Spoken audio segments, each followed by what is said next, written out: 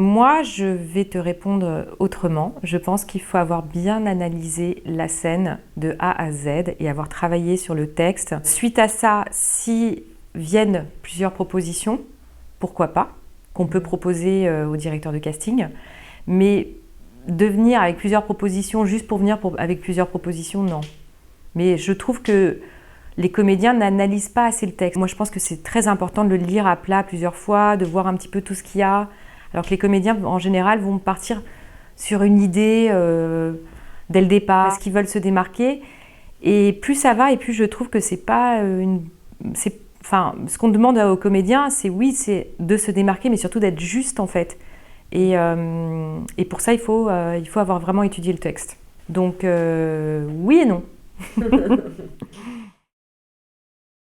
La bande démo, alors j'utilise pas beaucoup et je regarde pas beaucoup les bandes démo. Déjà parce que quand on reçoit beaucoup de candidatures, on n'a pas le temps. Donc je peux regarder la bande démo quand je ne connais pas le comédien. Après, je trouve qu'il y a beaucoup de bandes démo qui sont pas très bien faites. Moi, à la limite, plutôt que d'avoir une mauvaise bande démo, je trouve qu'il vaut mieux avoir une bonne interview. Une interview de 2 minutes où le comédien se présente.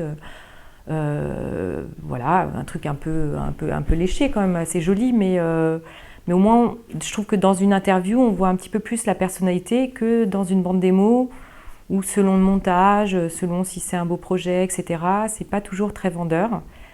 Et donc oui, bande démo, oui, il faut en avoir une si possible, mais si ça va être pas une bonne bande démo, il vaut mieux faire une belle présentation.